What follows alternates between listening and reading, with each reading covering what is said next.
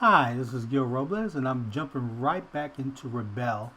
I'm going to open up a window for my reference image. I just go to the window tab, open up reference image, and there's a spot I can uh, drop my reference image in from a folder. So I'm going to choose a reference image that I had taken some shots of. This is of a skull, a mini skull that I bought recently on Amazon.com, and I did a few shots with my iPhone, and also I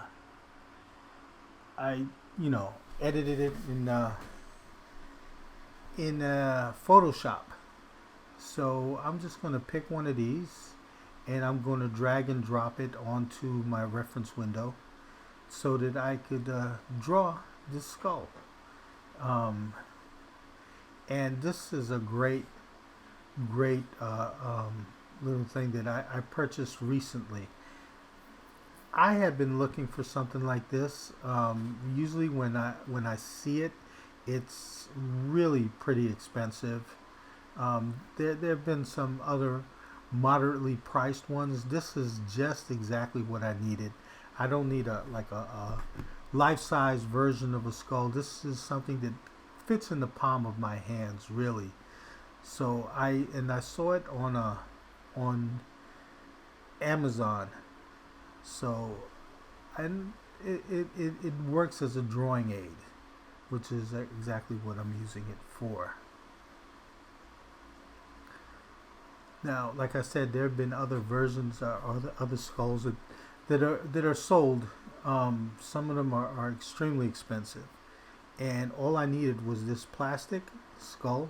Fits in the palm of my hand. It's a great size. I even use the box as a stand to put the skull on, so that I can take pictures of it or use it to draw from. So you can see it's made out of, I mean, it's sturdy. I have no complaints about it. I had a really terribly small one that I found a long time ago in a toy store. It was one of those science kits that you buy for your kids and so forth. So I bought that, but it was way too small to use for reference. This is so much better, and it works. So if you're interested, I'm going to leave a link to it on Amazon, from Amazon down below.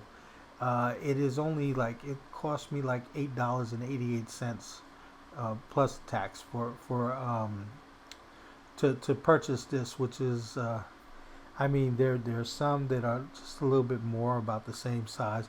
Depends on who you buy it from, and there's some that are bigger that cost anywhere from $20 to $30. Then of course you can pick one up for a lot more money if you really want to spend that type of money. But for me, this was basically all I needed as far as a reference.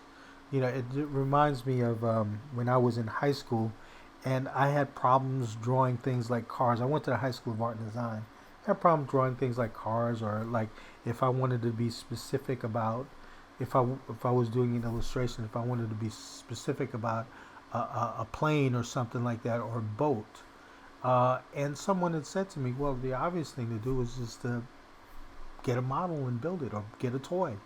They have plenty of little cars, little metal cars out there, for not Matchbox, but there's larger cars that you can purchase at a store. And it looks like a taxi or whatever it is, and that can be used as a reference. Over here, this skull can be used as a reference, and there's a reason why I am drawing this skull. So, and the reason why I'm doing this skull is because a long time ago, when I was in high school, I purchased a book called Rockwell on Rockwell. I found it in this old bookstore that sold used books in New York City, and it's a book that's very old and it's out of print. And if you can find it, it's called Rockwell on Rockwell. It is well worth it's well worth the time sent to you spent looking for it. I imagine though it's probably pretty expensive now. And in this book, Rockwell details the course that he taught in famous artist school. He was one of the teachers at that school that was formed by a bunch of illustrators way back then. The leading one being illustrator by the name of Albert Dorn. So in this book, uh, he talked about being a student in the class of George Bridgman. George Bridgman, another great artist that if you're familiar with art and anatomy, you would know his books on life drawing. Uh, Pretty famous, and he taught at the Art Students League at the time, and Rockwell was one of his students. And as an exercise, he told his students that they should draw hundreds of skulls. At the time, Rockwell thought that, man, that's overdoing it. Why do you need to draw hundreds of skulls?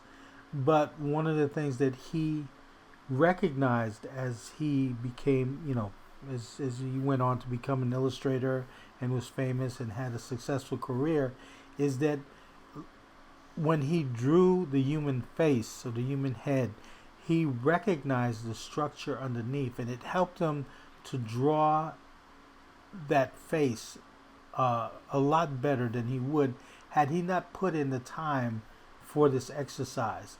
So I'm doing the same thing.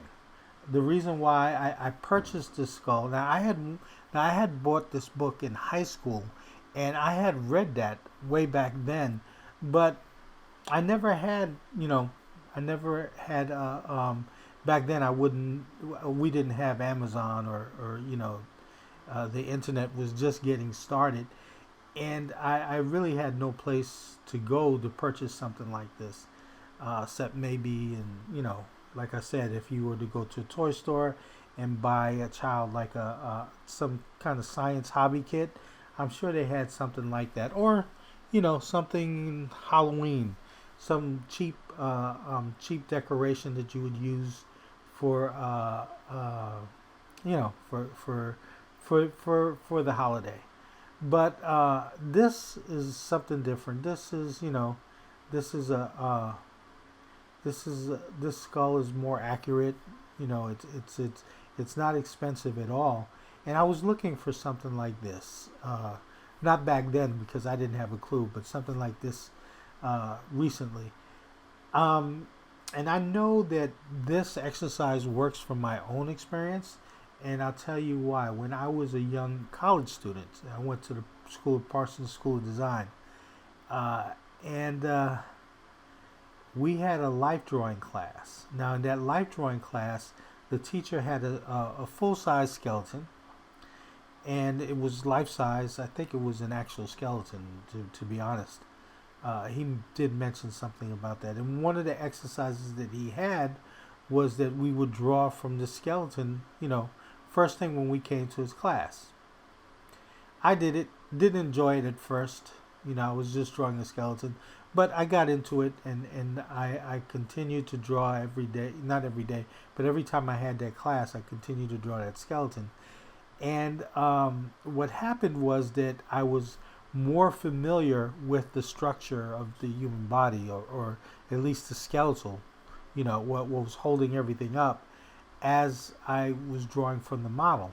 So now I wish, I saw the difference from just a little experience with this. I wish it had been something that was able to continue to do, but unfortunately that was not the case. Maybe a next purchase that I would do would be something close to life size. I don't have the space to a life size, and a replica would be just fine. I don't need a real skeleton. Not that I'm superstitious or anything like that. It's just kind of creepy. But here we have a skull, and this was something, like I said, it's held in the palm of my hand. I could take pictures with my cell phone if I want to use it online like this, or I would just put it like what I've been doing was making some pencil drawings by just putting it on top of the box that it came in to make some pencil drawings of it. So I've just been using it to do these exercises, to become more familiar with the skull, so that when I draw, like, I would hope, like, my experience with drawing that skeleton in college, and what Rockwell had said, that how it helped him to draw hundreds of skulls, that he was able to recognize that when he drew the human face. So again, that is something that I plan to do with this thing, and for me, it was great to have found this, and have found it for so cheap, because I didn't have a lot of money. And if you follow my videos, and I guess this is an excellent time to ask you to say if this helps you, or if you enjoy the video, please go ahead and subscribe, by hitting the subscribe button, and the like button if you like the video. But if you follow my videos, you would know that one of the things that I do is that I look for things that are not expensive to use. Like, if I demonstrate software, generally I demonstrate software that is within a certain budget. There are two things that I look for when I look for a software. I look for, how well the brushes are, of course. I look for the price, and I look for how easy the application is. I don't want to spend all day looking for brushes or tweaking brushes and to get exactly what I want. I pretty much want it to behave close to the way I use traditional media. If you use a pencil, there's only a certain amount of ways you can use a pencil. You can apply pressure to it to make darker lines. You can use the side of it to make broader lines. You can sharpen the point to make sharper lines. You can, there's a number of things in the way if you hold it and so forth. But you're in control of that. There's not too much that that there's no tweaking. Whereas there's like in certain programs, there's an endless amount of tweaking to get to the texture that you want. Just whatever, to get some kind of special effect. And I'm not really looking for that. The most that I'll do when I use a program like I'm doing here is I use the layers a lot. I use the layers kind of like tracing paper. I work on one layer, and I work it up till I get to a certain point where I'm satisfied with it. Then I lower the opacity and I open another layer, and I continue to work on that drawing, making corrections as I go along. So, and also, just as an aside, I have a live stream that I do every Saturday. And so this Saturday I will be doing a live stream on Rebel, and I'll be using Rebel. So, my live streams, I've been using different mediums, gouache and pencil and oil paint. Just for this week, it's been a while since I've done anything digital. I mean, the last video I made and this one that I'm doing right now would be the first digital videos that I've done in a while. So I'm going to do my live stream this Saturday on Rebel, and it'd be a great chance to, if you have questions about the way I use the program or the brushes or whatever, it's a good opportunity to share with you then. And also, what I do in those live streams is I'll have a reference like what you see here, so that we can all draw along. I kind of wanted to have those live streams as an artist hangout, where I just have that time to for myself to draw and to share the reference that I'm using, so that the viewers can just follow along with what I'm doing, or just make their own drawings. You don't have to follow along with my demo or whatever. So anyway, I kind of lost track before I went off on liking the video and so forth, what I was talking about, but it doesn't matter. I was talking about Rebel, and I was talking about how I look for things that aren't expensive. Now, if it's art supplies, look, I'm gonna do my best to get the best art supplies I can afford. But if it's things like the programs, I'm going to explore a little bit. If it's things like I was lucky enough that when I started doing digital art, I bought a very very small Cintiq.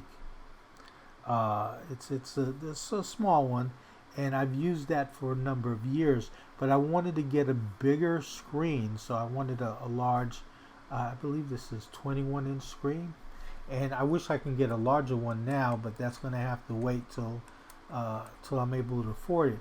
But instead of spending, the amount of money it would have cost to get on a Wacom Cintiq, which is really expensive, I just searched around and I found what was called a monoprice, and it's not available. Unfortunately, it's not available anymore on Amazon. But I would say if had to do it over again, like if I had to do it to get the next size up, just a larger screen, I would do the same thing that I did. I would shop around.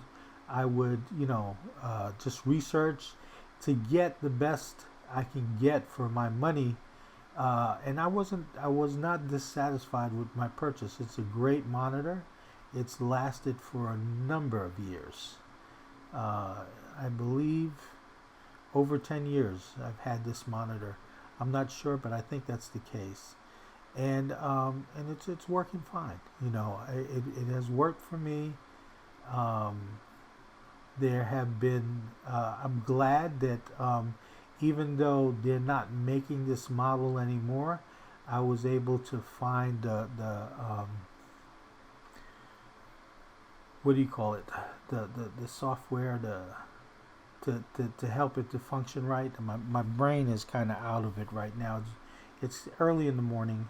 You might hear a fan in the background because my son is sleeping nearby, and it's a nice warm spring morning, so I don't want to turn the fan off on him. But yeah, I was able to download the drivers. That's what I was trying to find in my mind. The drivers to operate the monitor, and after a little search online, I was able to find what I needed. So it has held up all those years, and I wouldn't mind getting a bigger screen right now. When money does allow, I'll do that. And I would use the same way I researched this. I would go ahead and do the same thing, because I'm not going to spend so much money on I think that it's kind of nice to have something that's proven that will work. But there are things comparable to that. Now, I've had a Cintiq before, and so I know what it's like to have a monitor like that. But to be able to have a monitor that works well enough, not just well enough, but it's I couldn't tell the difference, to be honest with you. This works for exactly what I need it for, and there was like no difference in using this or using the Cintiq. Only difference is that this is a larger screen. So I'm into finding things that are not so costly, and I'll make videos in regards to that. I'll look for free software or software that's like under $100, and Rebel happens to be one of those softwares that fit that description, and as well as for in a practical sense, something that's not too difficult to work with.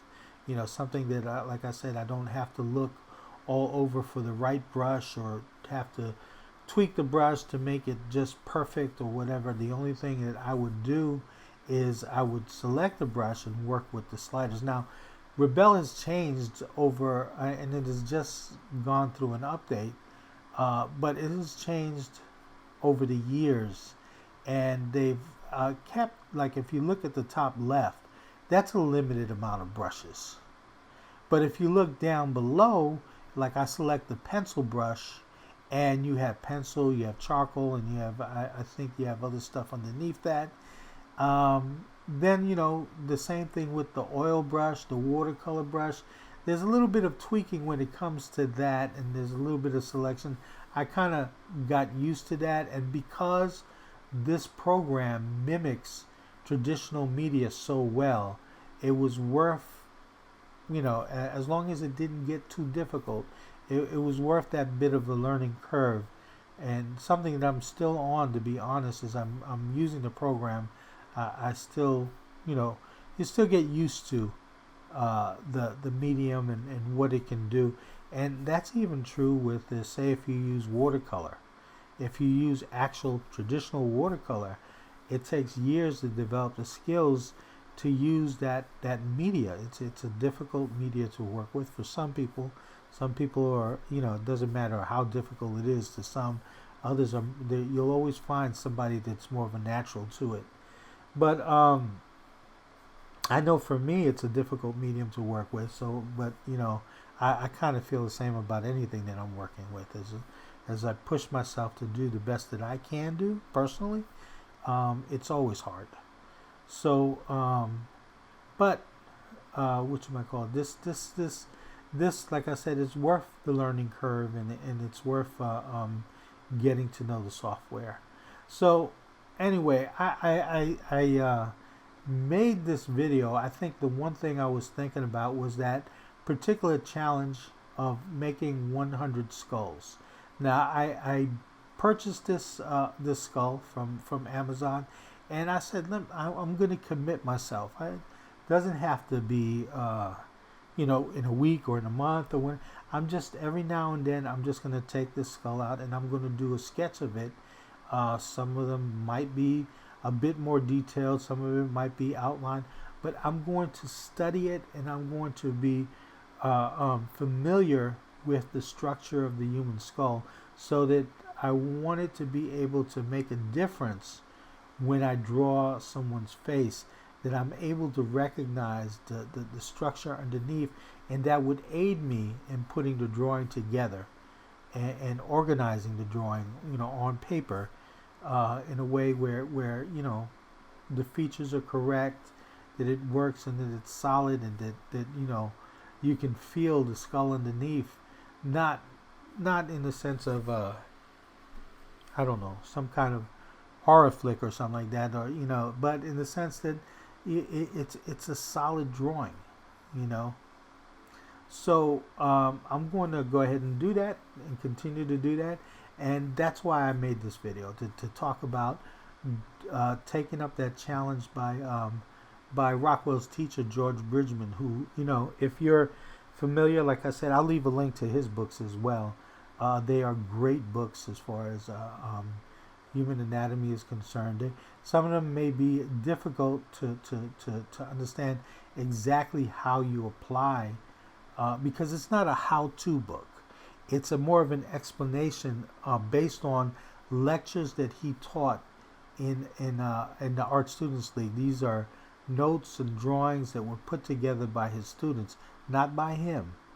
After he had taught the class, and at the Art Students League, and so the book doesn't read like a how-to.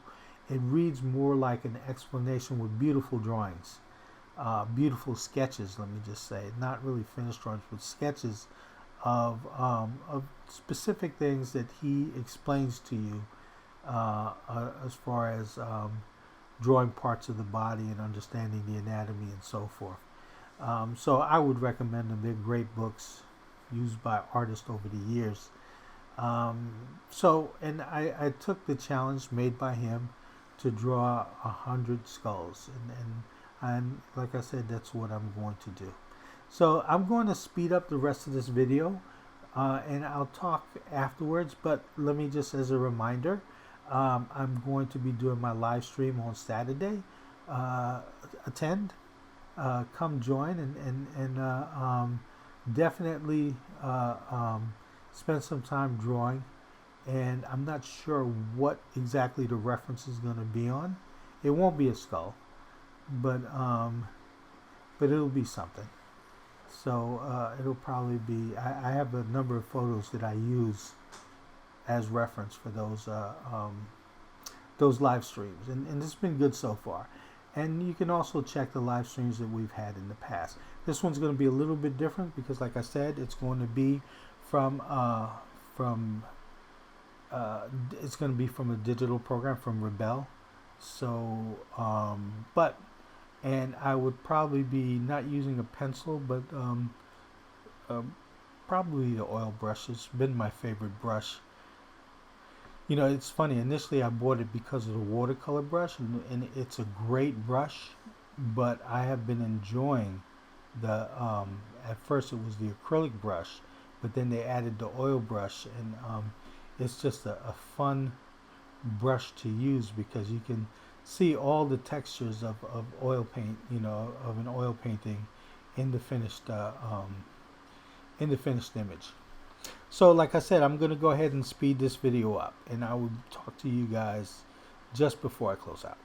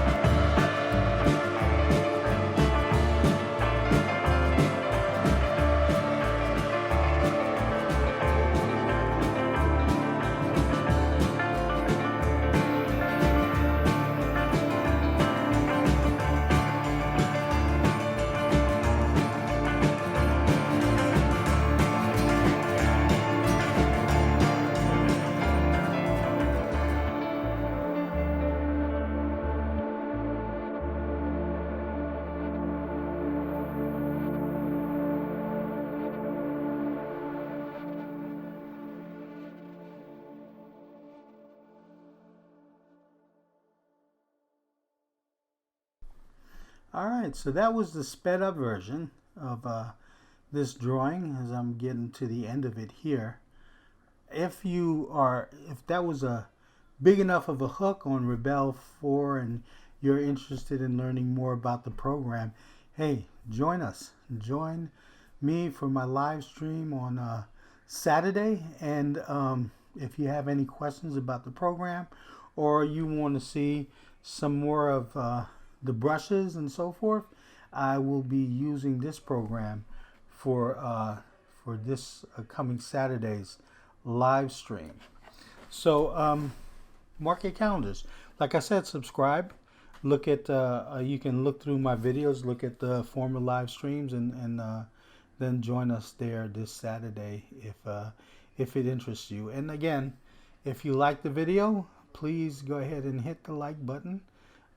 It was definitely fun doing this drawing. Now, it's not a perfect drawing. I can see some of the mistakes I've made in this drawing while I was doing this video. But at the same time, I worked on it a little bit afterwards and tweaked it here and there. Now, I tweaked the drawing, not the brushes. But I tweaked it here and there to make some corrections in the drawing. So, and that's it. So again, this is the finished drawing, a little with some corrections, and I hope you will join us on Saturday, and hope to see you soon. If not, I'm going to try and kick up my YouTube practice a little bit and enter in more videos than I've done in the past. Definitely with the situation that's been for a while with the COVID, I have more time to do so now. So I will see you guys hopefully Saturday. If not, I will definitely put up another video soon. Bye-bye.